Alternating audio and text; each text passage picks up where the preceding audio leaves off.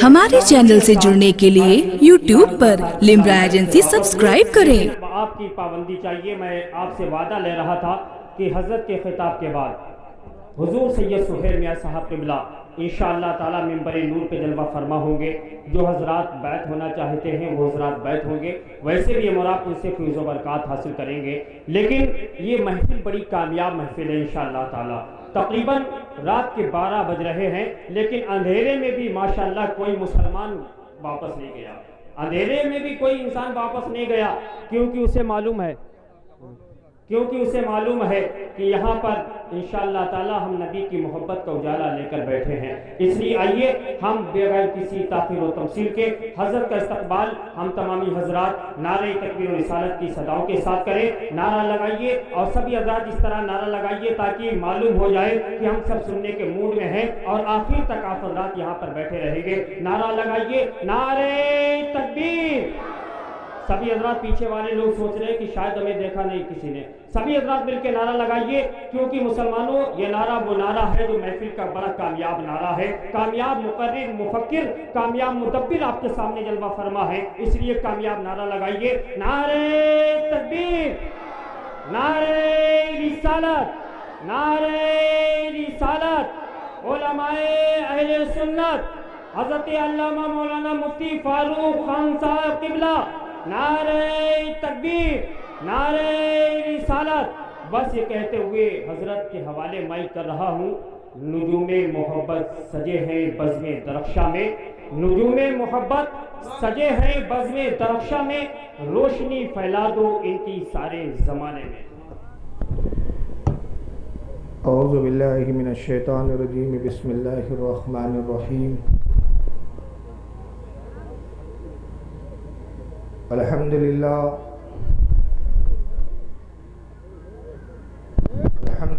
رب العالمین والعاقبۃ للمتقین، والصلاة والسلام علی سید الانبیاء والمرسلین۔ قال اللہ تبارک و تعالی فی القرآن المجید والفرقان الحمید، وَاعْتَصِمُوا بِحَبْلِ اللَّهِ جَمِيعًا وَلَا تَفَرَّقُوا۔ صدق اللہ العظیم، صدق صادق المصدوق، علیہ صلاۃ و تسلیم۔ ان اللہ وملائکتہ یصلون علی النبی یا ایھا الذین آمنوا صلوا علیہ وسلموا تسلیما۔ اللہم صل علی سیدنا مولانا شفیعنا وحبیبنا وطبیبنا ونبینا ومولانا محمد وعلی آلہ واصحابہ واہل بیتہ وذریاتہ وبارک وسلم۔ صلاۃ و سلام علیک یا رسول اللہ صلی اللہ تبارک و تعالی علیہ وسلم۔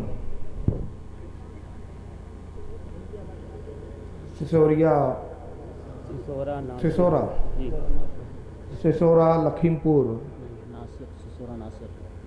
یو پی کے اس علاقے میں آج کا یہ ایک روزہ عظیم الشان جلسہ تحفظ عقائد کانفرنس کے نام سے منعقد کیا گیا ہے، جس میں آپ اور ہم سب شریک ہیں، اور ماشاءاللہ ایک بہت بڑا کثیر مجمع یہاں موجود ہے جو اس جلسے کی کامیابی کی ضمانت ہے۔ سب سے پہلے میں بانیان جلسہ کو مبارکباد پیش کرتا ہوں،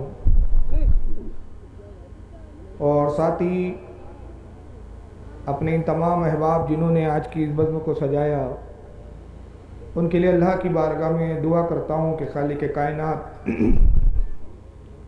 ہمارے ان تمام احباب اہل سنت کے علم، عمر میں، رزق میں خیر و برکت عطا فرمائے۔ ساتھ ہی اس وقت مسند رسول پر جس قدر علماء ذویل احترام تشریف فرما ہے، ان تمام اہل سنت کے معتمد اور ذی حشم علماء کا بھی ممنون و مشکور ہوں کہ آج اس بزم میں تشریف لا کر اپنے قیمتی اوقات میں سے چند گھڑیاں عطا فرما کر इस जलसे को कामयाबी अता फरमाई। अल्लाह ताला हमारे इन तमाम उलमाए अहले सुन्नत के उम्र में, इल्म में, रिज़्क़ में खैर व बरकत अता फरमाई। आमीन अल्लाहुम्मा आमीन। मुझसे कबल कुछ खिताबात भी आपने सुने और कुछ नातो मनक़बत के अशार भी समात फरमाए, और इंशाअल्लाह मेरे बाद भी आपको एक अजीम खिताब समात फरमाना है। अकायदे तहफ़्फ़ुज़ अकायदे कॉन्फ्रेंस जिसमें हम शरीक है, ज़ाहिर सी बात है कि आज इस उन्वान पर मेरी गुफ्तगू अकायद के ताल्लुक़ से होगी, और ये एक इतना तवील उन्वान है, इतना मुस्तकिल उन्वान है कि जिस पर बोलने के लिए 2-4 घंटे नहीं बल्कि कई रातें भी नाकाफ़ी है। अहले सुन्नत व जमात सबसे कदीम जमात है, हकीकी मुसलमान की जमात है, इस्लाम की जमात है, बल्कि अहले सुन्नत ये वही फ़िरका और वही जमात है जो नबी पाक सल्लल्लाहु ताला अलैहि वसल्लम के अकायद व नज़रियात पर इब्तिदा इस्लाम से लेकर अब तक कायम है। हकीकी इस्लाम के मानने वाले अहले सुन्नत व जमात के ही लोग हैं, लेकिन इस ज़माने में बहुत सारी और भी जमातें पैदा हुई है, और आका की हदीस के मुताबिक इस उम्मत में 73 फ़िरके होना है। लेकिन साथ ही अल्लाह के नबी ने यह भी फरमाया है कि मेरी उम्मत में जब 73 फ़िरके हो जाएंगे तो सब जन्नत में नहीं जाएंगे। ये नहीं कहा कि जितने चाहो उतने फ़िरके बना लो, जितने जमातें बनाना है बना लो, सब जन्नत में जाने वाले नहीं, बल्कि फरमाया कि जन्नत में जाने वाली सिर्फ एक जमात होंगी। और सहाबा ने नबी पाक सल्लल्लाहु ताला अलैहि वसल्लम से अर्ज़ किया कि अल्लाह के नबी, जन्नत में जाने वाली जमात की पहचान क्या होंगी? तो आका ने फरमाया कि मा अना अलैहि व अस्हाबी, जो मेरे और मेरे सहाबा के अक़ीदे पर कायम होगा वही जन्नत में जाने वाला होगा। ये हदीस वाज़े कर देती है कि जाने वाली चूँकि जन्नत में एक ही जमात है, और रसूलुल्लाह के ज़माने से लेकर न हमने सहाबा का दामन छोड़ा, न ताबई का दामन छोड़ा, न तबे ताबई का, न अइम्मा का, न मुज्तहिदीन का, न औलिया इकराम का। हम मुकम्मल इस्लाम को मानते हैं। ऐसा नहीं है कि इस्लाम के कुछ हिस्से को लेते हैं और कुछ को छोड़ देते हैं, लेकिन इसके बावजूद भी जो नई जमातें पैदा हुई जिनका वजूद 100 साल, 150 साल, 200 साल से है, और कुछ अगर कदीम जमातें देख भी ली जाए, जैसे मसलन शिया फ़िरका अगर देखें तो 1300 साल से हैं, और अगर वहाबी फ़िरके की हम तारीख उठाएं तो ज़्यादा से ज़्यादा 200 साल से हैं, और फिर कुछ नए फ़िरके हैं जिनके हाल ये है कि जिनको अभी एक सदी भी मुकम्मल नहीं हुई है। लेकिन इन तमाम जितने भी बातिल फ़िरके हैं सब अपनी ताकत अहले सुन्नत व जमात को ख़त्म करने पे सरफर्म करते हैं, और ये जितने बातिल फ़िरके हैं इनका एक शेवा है। एक बात इनमें मजमूई तौर पर पाई जाती है जो मैंने देखी है कि एक बड़ा मशहूर मुहावरा है कि उल्टा चोर कोतवाल को डांटे। तो चूंकि चोर कोतवाल को ही मुजरिम ठहरा देता है, ये एक मुहावरा है, उसी के तहत ये जमातों का अमल रहा। और अमल ये है कि जितनी बातिल जमातें हैं, चाहे वो देवबंदी कहलाते हो, चाहे अहले हदीस बोलते हो अपने आप को, चाहे नेचरी हो, चकड़ालवी हो, चाहे कादियानी हो, चाहे तफजीली हो, शिया हो, राफदी हो, कोई भी फ़िरका हो, जितने भी बातिल फ़िरके और बातिल गिरोह है, सबका एक मजमूई तौर पर एक बात पर इत्तेफाक है कि जो जमात हक्का अहले सुन्नत व जमात है उन्हीं को बातिल कहा जाए और उन्हीं को सबसे बड़ा मुशरिक और बिदअती बताया जाए। तो नतीजा ये है कि सारे फ़िरके आपस में भले ही इख्तलाफ रखते हो, लेकिन एक बात पर वो सब के सब मुत्तफिक है, कहते हैं कि इस दौर में मुसलमानों में अगर कोई बिदअती और कोई मुशरिक है तो वो बरेलवी अहले सुन्नत है। देवबंदी भी यही बोलता है, गैर मुक़ल्लिद भी यही बोलता है, رافضی بھی یہی کہتے ہیں، تفضیلی بھی یہی کہتے ہیں، نیچری، چکڑالوی، مودودی، جتنے بھی فرقے ہیں سب یہی کہتے ہیں کہ اہل سنت و جماعت میں شرک داخل ہو چکا ہے، اور جتنے اہل سنت کے ماننے والے سنی حضرات ہیں یہ مشرک ہے اسلام کے دعوے دار ہونے کے باوجود، اور بہت بڑے بدعتی ہے۔ ایک انگریزی کا بڑا مشہور محاورہ ہے کہ جھوٹ اتنا بولو کہ ایک زمانے کے بعد لوگوں کو وہ جھوٹی سچ لگنے لگے۔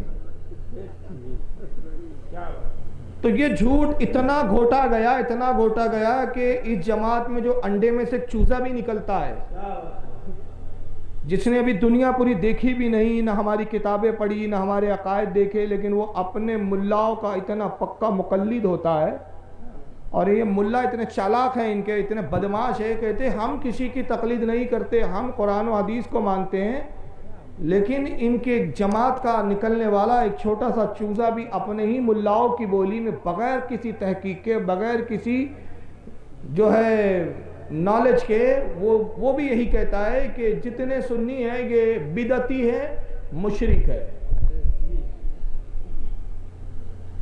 آج میں اس بات پر گفتگو کرنا چاہتا ہوں کہ در حقیقت میں نے کہا کہ الٹا چور کوتوال کو ڈانٹے۔ اس مثال کی روشنی میں اگر آپ غور کریں اور تحقیق کریں گے تو آپ خود دیکھیں گے کہ جو جماعتیں ہمیں بدعتی مشرک کہتی ہیں وہ خود سب سے بڑے مشرک اور بدعتی ہے، لیکن اپنے جرموں کو چھپاتے ہیں۔ اور ان بیچاروں کی علم سے یتیمی کا یہ حال ہے کہ کسی بھی وہابی کو آپ پکڑ لیجئے، وہ آپ کو 50 بار یہ تو کہیں گا کہ آپ مشرک ہے، آپ بدعتی ہیں، بدعت کرتے ہیں، شرک کرتے ہیں، مگر صرف اس سے ایک چھوٹا سا سوال کر لیجئے تو اس کی سٹی بٹی گم ہو جاتی ہے، اور دن میں اس کو تارے نظر آنے لگتے ہیں۔ صرف سوال آپ یہ کر لیجئے کہ جناب آپ نے ہمیں مشرک کہا تو آپ پہلے شرک کی تعریف بتا دیجئے، آپ نے ہم کو بدعتی کہا تو آپ پہلے بدعت کی تعریف بیان کر دیجئے۔ تو کہتے صاحب بدعت کی تعریف کیا ہوتی ہے، شرک کی تعریف کیا ہوتی ہے، یہ تو ہمارے ابا نہیں جانتے تو ہم کیا بتائیں گے آپ کو، کیونکہ اس تعریف کو لے کر تو ہمارے باپ لوگوں میں خود بہت بڑے اختلافات ہیں۔ ہمارا ایک باپ کچھ اور کہتا ہے، ہمارا چچا کچھ اور کہتے ہیں، ہمارے مامو جان کچھ اور کہتے ہیں، پورے خاندان میں اختلاف ہے اس کو لے کر۔ تو بدعت اور شرک کی تعریف پر اب تک ہم خود متفق نہیں ہو پائے تو ہم شرک اور بدعت کی تعریف آپ کو کیا بتائیں۔ اور میں مجموعی طور پر ایک بات کہتا ہوں، اگر بس یہ جملہ کہہ کے میں ابھی خطاب ختم کر دوں تو میں سمجھتا ہوں کہ میں نے تقریر کا حق ادا کر دیا، اور وہ جملہ میں یہ کہتا ہوں کہ میں چیلنج کرتا ہوں ان تمام جماعتوں کو کہ جو ہمیں بدعتی اور مشرک کہتے ہیں، شرک کی اور بدعت کی ایک ایسی تعریف یہ بتا دیں کہ وہ تعریف بتانے کے بعد ان کا ملا اس سے بچ کر نکل جائے۔ یہ میرا چیلنج ہے۔ تم شرک کی تعریف بتاؤ اور اسی شرک کی تعریف میں تمہارے ملا کا شرک بتاؤں گا۔ تم بدعت کی تعریف بتاؤ، اسی بدعت کی تعریف میں تمہارے رہنما اور تمہارے ملاؤں کی بدعتیں بتاؤں گا۔ یہی وجہ ہے کہ یہ خود جانتے ہیں کہ ہمارے مولوی خود بڑے شرک مشرک ہے، ہم خود سب سے بڑے بدعتی ہے، اور سب سے بڑی بدعت ان کی یہ ہے کہ اہل سنت کو چھوڑ کر نیا فرقہ بنایا ہے۔ اس سے بڑی کوئی بدعت آئی نہیں کہ یہ خود نئے ہیں، اور یہی وجہ ہے کہ ان کے مولوی بدعت کی تعریف کرنے میں بڑے کنفیوز اور بڑے انتشار میں مبتلا نظر آتے ہیں۔ میں آپ کو پہلے بدعت کی تعریف بتاتا ہوں۔ آج میرا موضوع سے بدعت ہوگا، شرک کا میں موضوع نہیں لوں گا، اگر بات بیچ میں کچھ آ جائے تو ایک الگ بات ہے۔ بدعت یہ لفظ آپ بہت سنتے ہیں، اور اکثر یہ لفظ سیزن وائز سنایا جاتا ہے، سیزن آتے ہیں اس کے، سیزن سمجھتا ہے نا، موسم، مثلا 11ویں کا موسم آیا تو پھر کچھ مینڈک کے ٹٹر کرنے والی نکلیں گی اور کہیں گی کہ صاحب 11ویں کرنا بدعت ہے۔ اب 11ویں جیسی گزر گئی، پھر آگے بڑھی آپ تو پھر دوسرا کوئی موقع آیا، مثلا کنڈے کا موقع آیا تو کہیں گے کنڈے کرنا بدعت ہے، شب بارات آئی تو کہیں گے شب بارات منانا بدعت ہے، میلاد النبی آیا تو کہیں گے میلاد منانا بدعت ہے، غریب نواز کے عرس کا موقع آیا تو کہیں گے چھٹی منانا بدعت ہے۔ جیسے جیسے موسم آتے ہیں سنی تو منانے میں لگے رہتے ہیں، یہ اس کو بدعت بولنے میں لگے رہتے ہیں۔ جو ہے سلامت رکھے آمین آمین اللہ۔ بہرحال بات یہ چل رہی تھی، وہیں سے شروع کر رہا ہوں جہاں سے چھوڑا تھا، کہ بدعت کی تعریف کے معاملے میں یہ لوگ اتنے لا علم اور اتنے مطلب بے علم ہیں کہ ان کا کوئی بھی مولوی مکمل طور پر بدعت کی تعریف بیان نہیں کر پاتا ہے۔ لیکن یہ راگ سوال آپتے ہیں کہ سنیوں کے جتنے مراسم ہیں سب کو یہ دھڑلے سے بدعت بدعت کہہ کر ریجیکٹ کرتے جاتے ہیں۔ اب اس تعلق سے میں آپ کو چند مولویوں کی یہاں ویڈیو کلپ دکھا رہا ہوں، اور آپ دیکھیں گے اس میں کہ ہر مولوی بدعت کی ایک الگ تعریف بیان کر رہا ہے۔ ہر مولوی، یعنی کوئی مولوی کا پیندہ نہیں ہے، اس لیے کہ جماعت ہی کا پیندہ نہیں ہے۔ سب سے پہلے ایک مولوی صاحب کو دیکھیں، ان کا نام ہے مولوی زبیر علی زئی، یہ مر گئے 2-2.5 سال ہو رہے ہیں ان کو تقریباً۔ ساؤنڈ چالو کیجئے اس کا۔ اب دیکھیں شکل دیکھیے ان کے، بشرطے کہ آپ ان کی شکل دیکھ کے ڈرے نہیں، ورنہ ان کی شکلوں کا بھی حال ہے کہ ان کے مولویوں کی شکلیں دیکھو تو لگتا ہے قوم لوط کا بچا ہوا عذاب رہ گیا ہے۔ اب مولوی زبیر علی زئی صاحب بدعت کی تعریف کرتے ہیں، اور یہ بہت بڑے ان کے ہاں کے حافظ الحدیث کہلاتے تھے، بہت بڑے عالم فاضل مانے گئے۔ تو زبیر علی زئی صاحب کی ذرا تعریف سنیے۔ بدعت کی تعریف کرے، بدعت ہر وہ بات ہے جو کہ قرآن حدیث اجماع اور اجتہاد سے ثابت نہ ہو اور خیر القرون میں اس کا وجود نہ ہو، اس کی ضرورت بھی ہو، اس خیر یعنی خیر القرون کا جو زمانہ ہے 300 سال 3 صدیاں، اس دور میں وہ چیز ہونی چاہیے تھی، اس کی طلب بھی ہو لیکن اس کا وجود نہ ہو، اور عبداللہ اربا سے ثبوت نہ ہو۔ کیسا آواز کر رہا ہے یہ؟ ارے اس کا ساؤنڈ صحیح کرو یار، کیا ساؤنڈ، اس کا ساؤنڈ صحیح کرو نا یار، یہ کیا ہے، یہ ہیمرنگ کر رہا ہے پورا۔ ارتھنگ نہیں لگایا کیا بھائی؟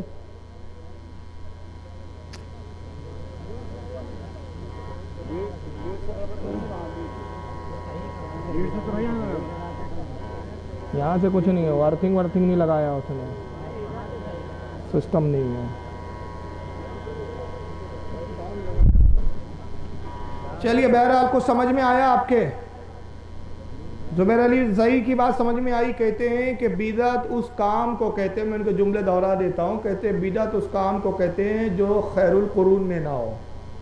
خیر القرون کسے کہا جاتا ہے؟ 3 ادوار، 3 دور کو، ایک صحابہ رسول کا دور، ایک تابعی کا دور، اور ایک تبع تابعین کا دور۔ یعنی کوئی چیز اگر اس 3 دور میں 300 سال میں نہیں ہوئی، 100 سال کا ایک ایک دور پکڑا گیا، تو اگر یہ 300 سال کے اندر نہ ہو، حالانکہ اس کی ضرورت تھی پھر بھی وہ کام نہیں کیا گیا، 300 سال کے بعد وہ کام ایجاد کیا گیا ہو تو اسے بدعت کہتے ہیں۔ یہ زبیر علی صاحب کی بدعت کی تعریف ہے۔ میں اس پہ 2 ہی باتیں عرض کرنا چاہتا ہوں۔ پہلا کہ بدعت کی یہ تعریف کس حدیث میں ہے؟ پہلا سوال ہے کہ بھئی 3 صدیوں میں جو کام ہو وہ تو ٹھیک ہے، اور 3 صدیوں کے بعد ہوا، 300 سال کے بعد ہوا، وہ کام بدعت ہے۔ یہ تعریف کس حدیث میں آئی جو یہ مولوی صاحب بیان کر رہے؟ تو پتہ چلا بدعت کی یہ تعریف کرنے میں خود یہ بدعت کو اختیار کر رہے ہیں۔ ایسا کوئی بدعت کی کسی حدیث کی کتاب میں آپ کو تعریف نہیں ملیں گی کہ جو صرف 300 سال کے اندر ہو وہ بدعت نہیں ہے، اور جو 300 سال کے بعد ہو جائے وہ بدعت ہو جائے۔ میں آپ کو بتاؤں گا بعد میں کہ بدعت کی تعریف کیا ہے، لیکن پہلے ان کے مولویوں کی کھچڑی دیکھ لیجیے آپ، کہ کتنی کھچڑی الگ الگ ہے ان کے یہاں۔ اب پھر اگر یہ کہتے ہیں تو یہاں پھنس گئے وہ ایک جگہ، کہتے ہیں کہ اللہ کے نبی صلی اللہ علیہ وسلم نے 3 دور کی گارنٹی لی، 3 دور کی فضیلت بیان کی، اور 3 دور کو خیر کا دور کہا، تو اس میں جو کام ہو وہ بدعت نہیں ہے، وہ اسلام میں ہے، سنت ہے۔ تو ان سے پوچھئے کہ یہ 3 دور میں جو بھی کام ہوا اس کی گارنٹی جو رسول نے لی، تو گویا یہ تو رسول کا علم غیب، اس سے پتہ چلا کہ آقا کو پتہ تھا کہ 300 سال میں کوئی بھی برا کام کرنے والے پیدا نہیں ہوں گے، یہ تو حضور کا علم غیب پتہ چل گیا۔ تو اب آپ گئے تھے بدعت سے نپٹنے کے لیے، تو علم غیب کا عقیدہ آپ کے گلے پڑ گیا وہاں پر۔ تو وہابی کا عقیدہ ہی چونکہ ایسا ہے کہ ایک عقیدے کا انکار کریں گا تو دوسری جگہ وہ ایک محاورہ ہے نا، گئے تھے نماز بخشوانے، روزے گلے پڑ گئے۔ اب دوسرے صاحب کو سن لیجئے، ان کا تعلق آپ کے یو پی سے ہے، انہوں نے تو ایسی نرالی بدعت کی تعریف کی جو آج تک کسی نے نہیں کیا۔ یہ خود اتنے بڑے بدعتی ہیں کہ بدعت کی تعریف کرنے میں انہوں نے وہ بدعت بیان کی جو آج تک کسی نے نہیں بیان کیا. نام ہے ان کا مولوی معراج ربانی صاحب. یہ ہے آپ کے فیض آباد کے قریب کے, لیکن آج کل سعودیہ میں روٹیاں توڑ رہے ہیں. یہ ریالوں پر سودے کرتے ہیں ایمان کا. خیرات ریالوں کی خیراتوں میں بکتے ہیں یہ لوگ. اب انہوں نے بدعت کی تعریف کیا کی, ذرا غور سے سنیے آپ ان کی تعریف. بدعت ہر اس کام کو کہتے ہیں جو دین سمجھ کر اللہ کا قرب حاصل کرنے کے لیے ثواب کی نیت سے کیا جائے, وہ بدعت ہے. بدعت ہر اس کام کو کہتے ہیں جو دین سمجھ کر اللہ کا قرب حاصل کرنے کے لیے ثواب کی نیت سے کیا جائے, وہ بدعت ہے. کیا تعریف کی ہے دیکھا آپ نے. بدعت ہر اس کام کو کہتے ہیں. پھر سنیں, بدعت ہر اس کام کو کہتے ہیں جو دین سمجھ کر اللہ کا قرب حاصل کرنے کے لیے کیا جائے, وہ بدعت ہے. بتائیے, اب ساری عبادتیں ہی بدعت ہو گئی. اب تو کچھ کرنا ہی نہیں ہے, کلمہ پڑھ کے گھر میں چپ چاپ بیٹھ جاؤ. مجھے بتائیے, آپ ابھی جلسے میں بیٹھے دین سمجھ کر بیٹھے ہیں کہ بے دینی سمجھ کر بیٹھے ہیں؟ ثواب سمجھ کر بیٹھے ہیں کہ بے ثواب سمجھ کر بیٹھے ہیں؟ اللہ کا قرب حاصل کرنے کی نیت سے بیٹھے ہیں کہ اللہ سے دور بھاگنے کے لیے بیٹھے ہیں؟ تو یہ آپ کا بیٹھنا بدعت ہو جائے گا. یہ آپ کا تقریر کرنا اور سننا بدعت ہو جائے گا. مولوی صاحب کی نئی تعریف ہے. بدعت ہر اس کام کو کہتے ہیں جو دین سمجھ کر اللہ کا قرب حاصل کرنے کے لیے ثواب کی نیت سے کیا جائے. تو آپ نماز ثواب کی نیت سے پڑھتے ہیں کہ بس ایسی پڑھ لیتے اٹھک بیٹھک کہ یوگا کر رہا ہوں کر کے, کہ یوگا کی نیت سے کرتے ہیں کہ آج یوگا کر لیتے, چلو یوگا سمجھ کے تو نماز نہیں پڑھتے نا. اب خیرات آپ دیتے ہیں تو کیا سمجھ کر دیتے ہیں؟ دین اور ثواب سمجھ کرنا, اللہ کا قرب حاصل کرنے کے لیے سمجھتے ہیں نا. آپ کسی جلسے میں جاتے ہیں تو کیا سمجھ کر جاتے ہیں؟ ثواب سمجھ کر. تو جو بھی کام کرتے ہیں, نماز ہو, روزہ ہو, حج ہو, زکوٰۃ ہو, تو دین سمجھ کر ہی کیا جاتا ہے. اللہ کا قرب حاصل کرنے کی نیت سے کیا جاتا ہے اور ثواب سمجھ کر کیا جاتا ہے. مولوی صاحب کہتے ہیں وہ کام ہی بدعت ہے جو دین سمجھ کر ثواب کی نیت سے اللہ کا قرب حاصل کرنے کے لیے کیا جاتا ہے. یعنی ان کی حالت یہ ہے کہ بک رہا ہوں جنون میں نہ جانے کیا کیا, کچھ نہ سمجھے خدا کرے کوئی. اب تیسرے صاحب کو سن لیجئے. جتنے مولوی اتنی باتیں ہیں, لیکن تیسرے صاحب کو سنانے سے پہلے انہی کی ایک اور تعریف سنا دیتا ہوں کہ دوسری جگہ پھر بھول گئے تھے کہ پہلے میں نے کیا تعریف کی تھی, یہاں کچھ اور تعریف کر دی انہوں نے. سن لیجئے, چالو کیجئے. جو اللہ اس کے رسول کا فرمان, میں نے بھی بتا دین کیا رب کا قرآن ہے, محمد رسول اللہ صلی اللہ علیہ وسلم کا یہ تو دین ہے. اس دین میں کوئی آدمی ایسی چیز کا اضافہ کرے اور جس کی مثال نبی صلی اللہ علیہ وسلم کی زندگی میں نہ رہی ہو, اسے ثواب سمجھ کر کے کرے, اس کو کیا کہا جاتا ہے؟ بدعت. اس کو کیا کہا جاتا ہے؟ بدعت. یہ یاد رکھو, یہ کوئی معمولی چیز نہیں ہے, یہ بہت بھیانک اور خطرناک بیماری ہے. میں تو کہتا ہوں اس دور میں وہابی سے بڑی کوئی بیماری نہیں ہے. اس بیماری نے ایڈز کو بھی پیچھے کر دیا کہ کسی بدکار کے پاس جاؤ تو ایڈز بھی تھوڑے دیر میں ہوتا ہے. یہاں تو گئے اور ترنت بیماری ہو جاتی ہے. اتنے خطرناک کیٹانو ہیں. مولوی صاحب کیا کہہ رہے ہیں کہ بڑی بھیانک بیماری ہے بدعت. اور بدعت کسے کہتے ہیں؟ جو قرآن اور حدیث میں نہ ہو, اور اس کام کو جو قرآن اور حدیث میں نہیں ہے اس کو ثواب سمجھ کر اگر کیا جائے تو وہ کیا ہے؟ بدعت ہے. جو رسول کے زمانے میں نہ ہو. تو مولوی جی سے پوچھو کہ امام بخاری نے بخاری لکھی تھی تو قرآن میں بخاری تھی؟ حدیث میں بخاری تھی؟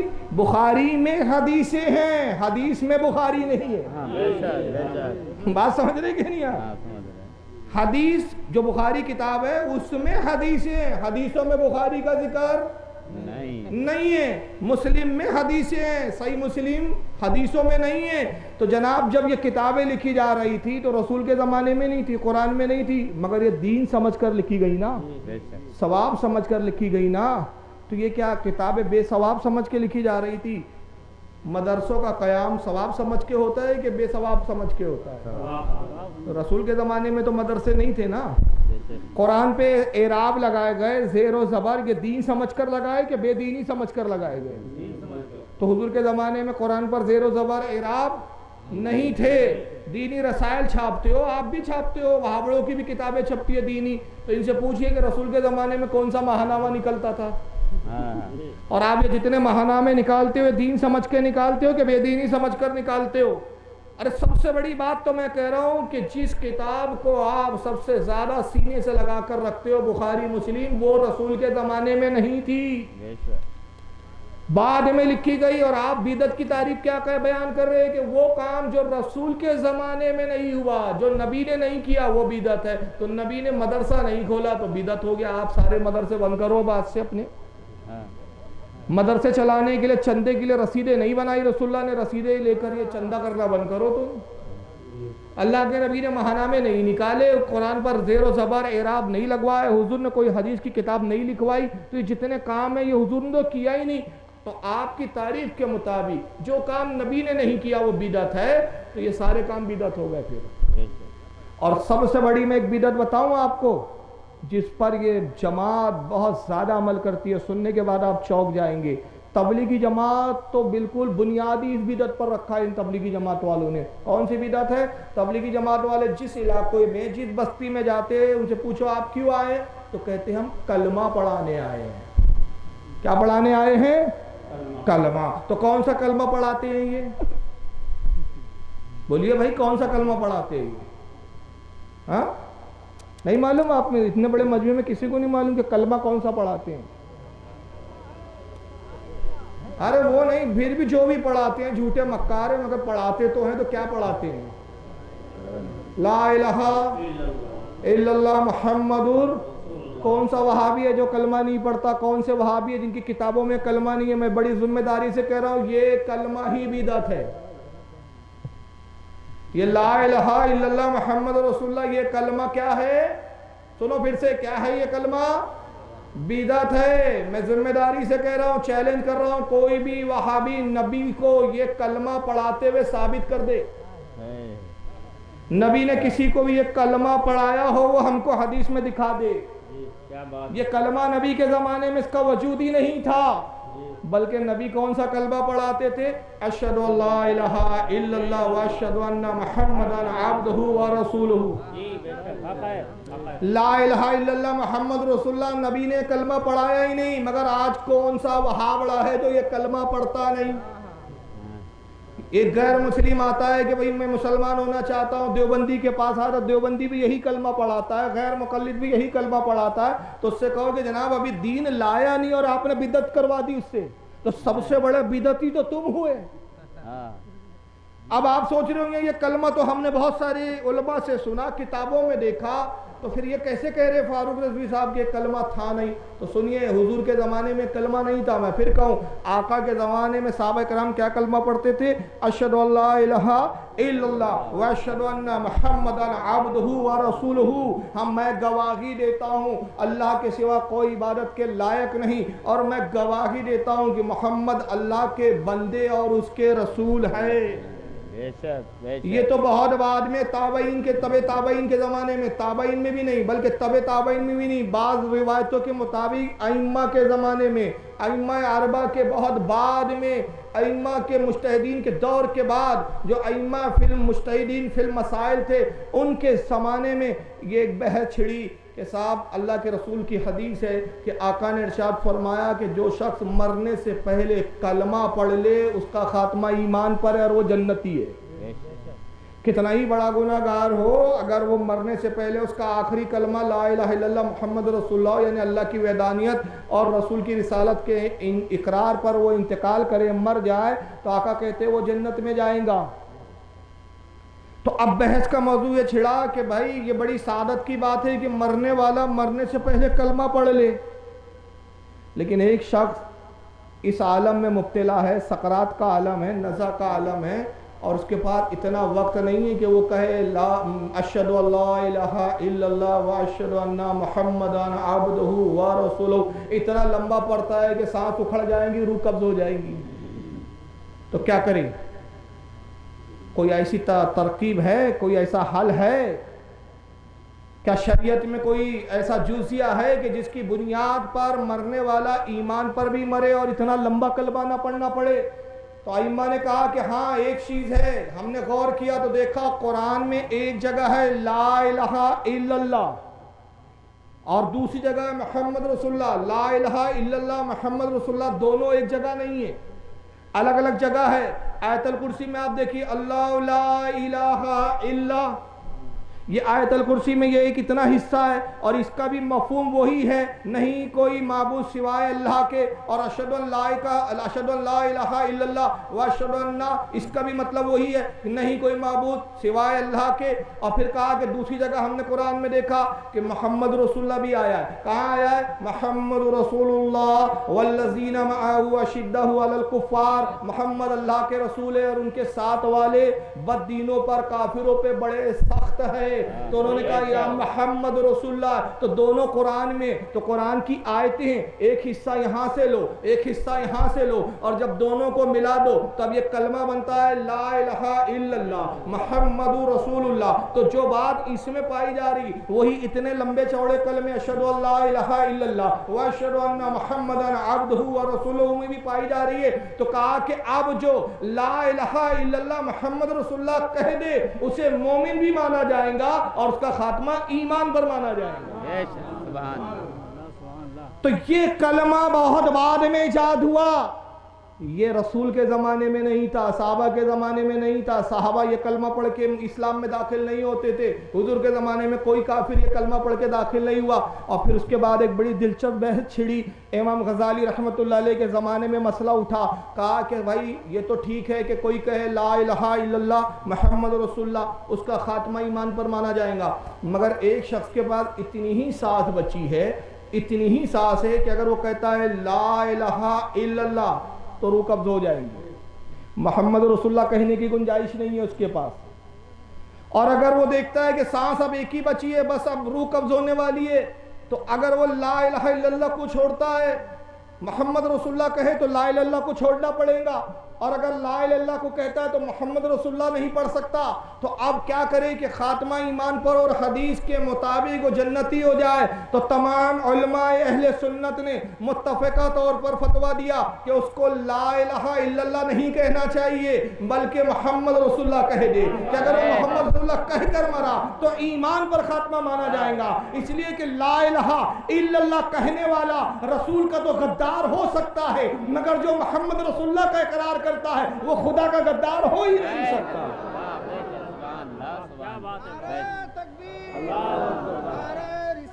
یا رسول اللہ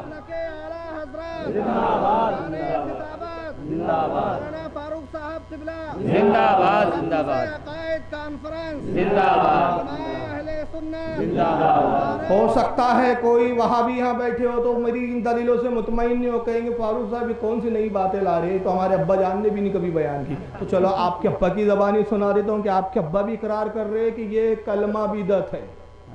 مولوی صاحب کا نام کیا ہے؟ مولوی اسحاق سلفی.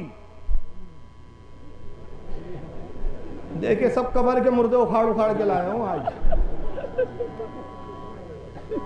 بتا، میں نے پہلے عرض کر دیا سب قوم لوط کا عذاب ملے گا آپ کو. کل رات ابلیس کو خواب میں دیکھا، ساری صورت جناب کی سی تھی. کیا بات ہے. اب دیکھیں یہ خود کہہ رہے ہیں مولوی اسحاق سلفی، ان کو بھی اقرار ہے کہ ان سے بھی سوال ہوا کہ صاحب بریلوی حضرات یہ کہتے ہیں، پاکستان کے یہ ابھی مرے 2 سال پہلے، کہ بریلوی حضرات یہ کہتے ہیں کہ لا الہ الا اللہ محمد رسول اللہ یہ کلمہ حضور کے زمانے میں نہیں تھا، یہ بدعت ہے اور ساری جماعت اس بدعت پہ چل رہی ہے.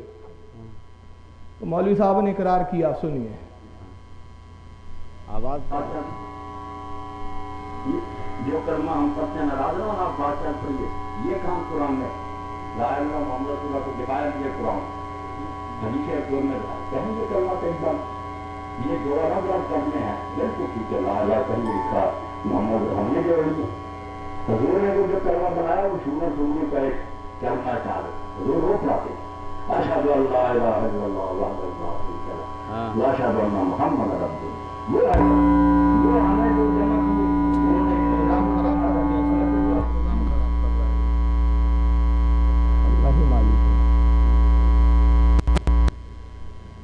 کلمہ چاہے حضور روک لاتے اشہد ان لا الہ الا اللہ وحدہ لا شریک لہ ला अशहदु अन्ना मुहम्मद रसूलुल्लाह। वो है सर, ये हमने जो जमा की उन्होंने तीसरा भी इकट्ठा कर दिया। अगर कोई चौथा भी कह रहा है कि साथ ही कह रहे हो तो किसी की उम्र बढ़ कुछ नहीं, नेक बातें इकट्ठी करते हैं, ये कोई इस्लाम के करने ना कोई दीन से इससे जुड़ता है। हमारे चैनल से जुड़ने के लिए YouTube पर लिम्रा एजेंसी सब्सक्राइब करें।